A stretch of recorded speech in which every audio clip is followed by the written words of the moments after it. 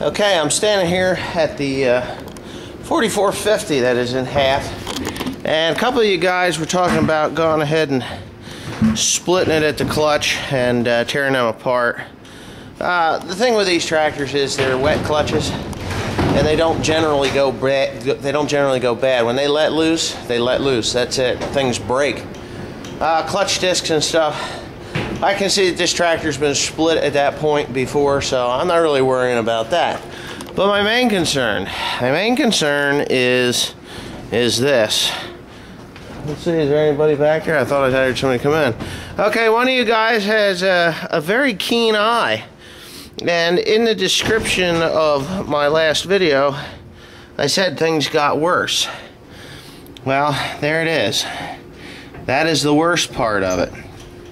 Now, I have no clue when that broke. I mean, I really don't have any clue when that broke. I never heard, felt, or was even told that something had happened by somebody that works for me or anything like that, you know. So whether it was my father, my son, or from time to time I'll hire somebody from time to time. And generally that's the job I'll give them, is stack wagon. But nobody ever complained that they felt or heard something let loose. And in my video the other day, as I drove it up the hill, it worked just fine.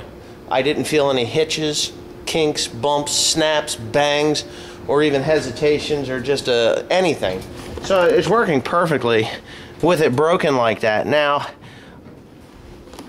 I could just put it all back together like that and just call it a day, give it a nice paint job and a new stickers and a nice new cab interior kit, and sell it for almost $30,000 to some poor unsuspecting fool, and they could, you know, dump the clutch at the wrong point in that ring gear and strip the thing out, and that would just be absolutely wrong of me. So what I'm going to do is take it out of there.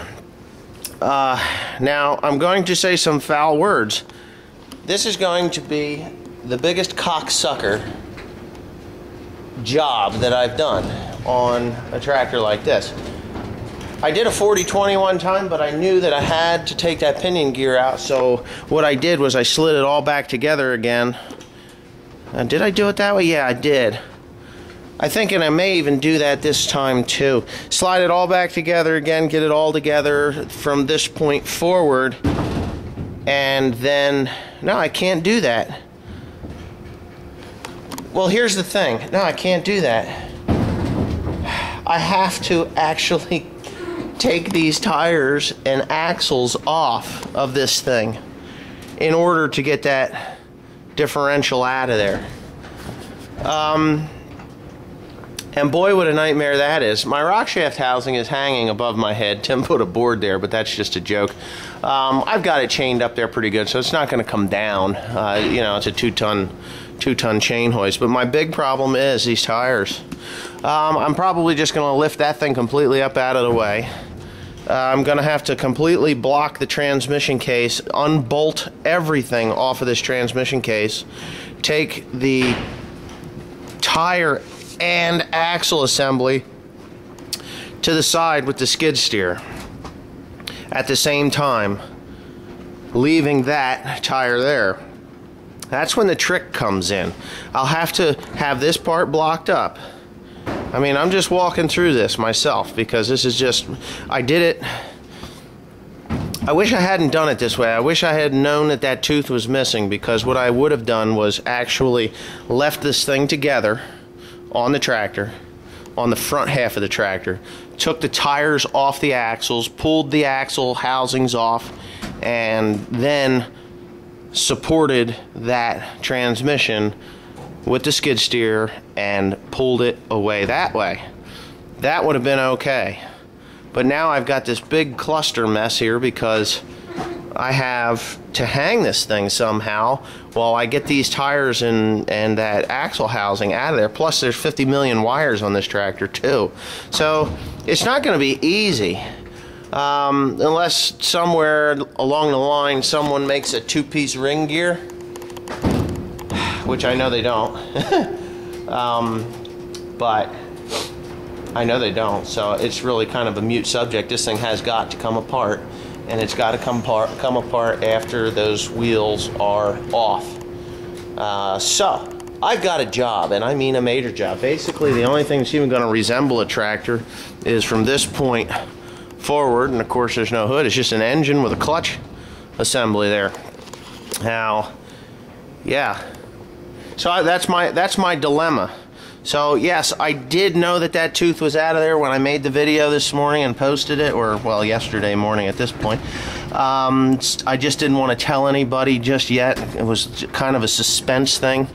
My guess is that something broke up in the top here and dropped down into that gear as I was going.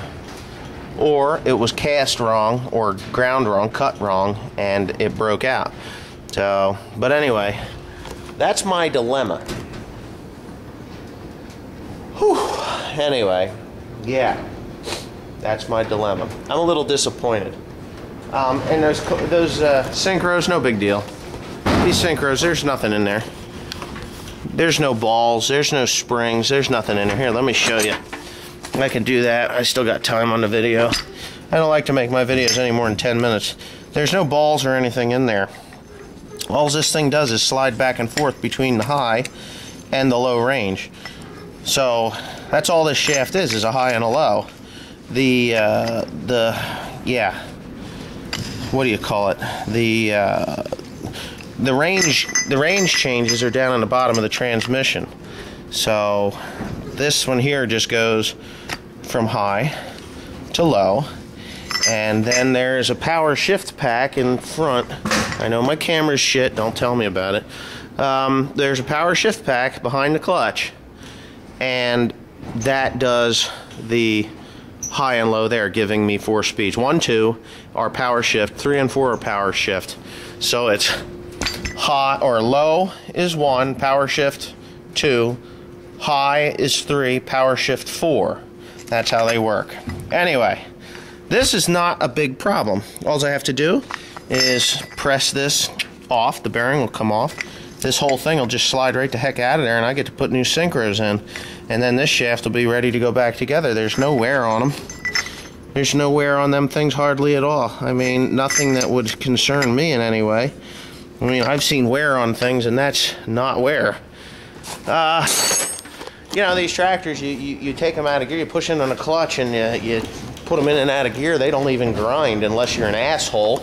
And sometimes people are assholes, but and then just jam the gears in there. But for the most part, these tractors with that 1, 2 high-low range thing, you don't even have to worry about grinding gears because they don't grind.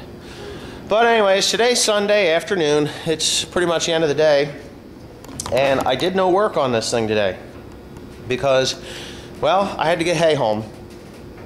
Got a load going out tomorrow morning, and I had to do that today, and it's windy.